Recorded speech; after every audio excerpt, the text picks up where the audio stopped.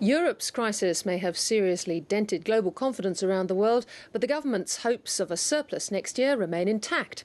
Treasurer Wayne Swan will unveil his mid-year economic forecast tomorrow, and they're expected to show the damage done by natural disasters at home and financial turmoil abroad. His promise to deliver a surplus is worrying economists. Here's Philip Lasker.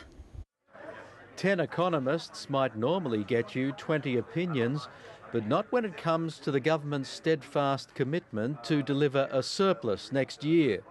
I don't think searching for a surplus next year is the right thing to do.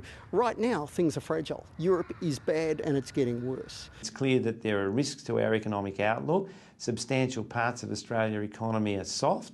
I'm thinking, for example, of the retail sector, the manufacturing sector, the tourism sector. All of those sectors are really hurting at the moment. So if they tighten fiscal policy, it'll only make things worse. I commend the bill to the House. But it seems the government will press on, despite the fact that weakness and the loss of revenue will see this year's deficit blow out from under $23 billion predicted in May to around $30 billion. And if the surplus promise remains intact for 2012-13, the government will have to tighten its purse strings to the tune of $7 billion or 0.5% of GDP.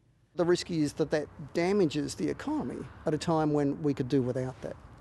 And what does Treasury think about those sentiments? I'm hoping to have a job tomorrow. Respected Treasury official David Gruen argued last week that this government, like other governments, was simply aiming to balance the books over the economic cycle. But the idea that as the global financial crisis subsided, the government started the work of bringing the budget back to surplus and regarded that as an important goal strikes me as a reasonable thing to argue. The old idea that Costello and Howard had, which was supported by Labor at the time, of balancing the budget over the course of the cycle, is the appropriate policy. You shouldn't have to necessarily keep the budget in surplus when the economy is running or slowing down and looks like running slower towards a recession. Unless, of course, you want Reserve Bank Governor Glenn Stevens to keep cutting interest rates to stimulate the economy.